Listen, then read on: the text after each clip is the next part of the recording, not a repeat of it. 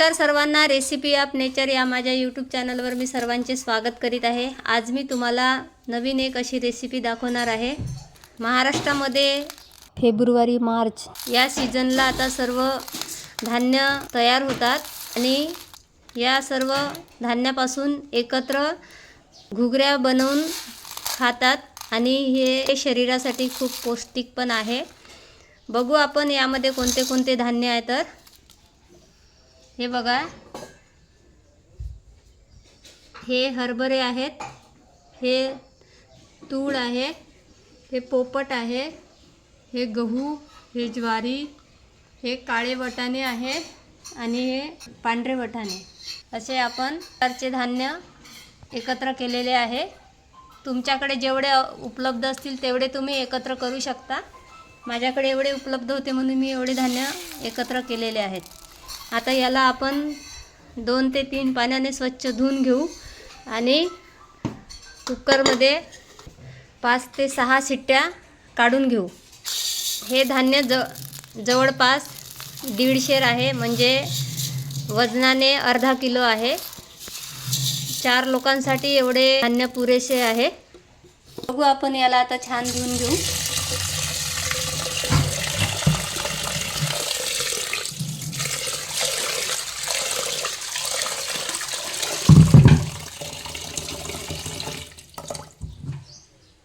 मध्ये आपण 2 लोटे पाणी घालू, कारण आपल्याला 5 ते 6 शिट्ट्या काढून घ्यायच्या आहे।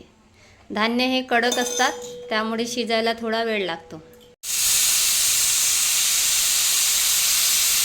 आपण आता कुकर 5 ते 6 शिट्ट्या झालेल्या आहे। याला आता आपण थंड करून घेऊ आणि काढून घेऊ। हे धान्य छान शिजलं आहे का तर बघू आपण। हे बघा, हे धान्य ज्वारी वगैरे छान शिजलेली आहे, पण यामधील जो हरभरा आहे तो पूर्ण शिजलेला नाही, तो थोडा कडक वाटत आहे। याला पुन्हा थोडं पाणी घालू आणि 2 शिट्ट्या काढून घेऊ। यामध्ये मी आता थोडं मीठ घातलेलं आहे।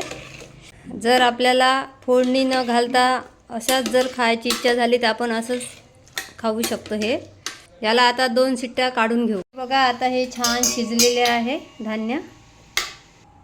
हे बघा, आता हरभऱ्याचा दाणा सुद्धा छान शिजलेला आहे। याला आता आपण फोडणी देऊ। त्यासाठी बघा, हे धान्य जास्त असल्यामुळे यामध्ये मी काही मीठ घातलेलं आहे थोडं। आपण फोडणी न देता पण हे खाऊ शकतो, त्यामुळे मी हे थोडं काढून ठेवणार आहे।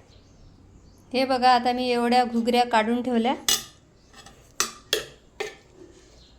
आणि याला आता मी फोडणी घालणार आहे। त्याकरिता एवढी ओली मिरची चिरून घेतली, एवढे टमाटर, एवढा कांदा, एवढा कढीपत्ता, एवढं लसूण, फोडणीसाठी 1.5 पडी तेल गरम करून घेतलेलं आहे आणि यामध्ये मी पुन्हा अजून मसाले घालणार आहे। तेल छान गरम झालेलं आहे। यामध्ये मी अर्धा चमचा मोहरी, अर्धा चमचा जिरे, हे लसूण, ते कांदे थोडे परतून घेऊ। बघा, यामध्ये मी कढीपत्ता घालत आहे, मिरची, याला आता 2 मिनिट परतून घेऊ। बघा, आता कांदा मिरची छान लालसर झालेली आहे। मी यामध्ये थोडासा जिरा पावडर पण घालत आहे। हे आल्याची पावडर आहे, तुम्ही पेस्ट पण घालू शकता। थोडे धने पावडर, एवढा गरम मसाला, हे छान मिक्स झालेलं आहे। यामध्ये आपण टमाटे घालू। बघा, आता टमाटर पण छान शिजलेले आहे। याला आपण असं बारीक करून घेऊ। यामध्ये मी काश्मीरी लाल तिखट 1 चम्मच घालत आहे आणि साधं तिखट 1 चम्मच, अर्धा चमचा हळद आणि आधी मीठ घातलं होतं त्यामुळे मी आता 1 चम्मच मीठ घालत आहे। याला आता आपण मिक्स करू। आता यामध्ये आपण शिजलेल्या घुगऱ्या घालू। याला आता छान मिक्स करून घेऊ। हे आता छान मिक्स झालेलं आहे। याला आपण 5 मिनिट मंद आचेवर शिजवून घेऊ।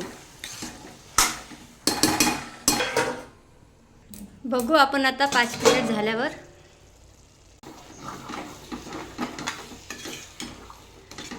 कुकरमध्ये हे आधी शिजलेलं होतं, त्यामुळे आता याला जास्त वेळ शिजवावं लागत नाही.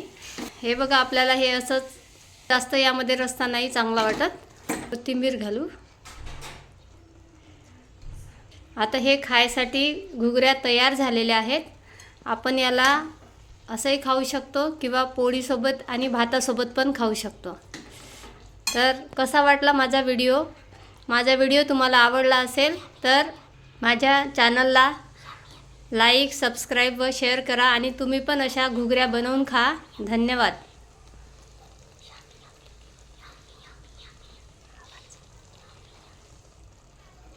मिठाचं ज्यांना कोणाला फोडणीचं आवडत नसेल तर आपण हे मीठ घालून सुद्धा घुगऱ्या खाऊ शकतो.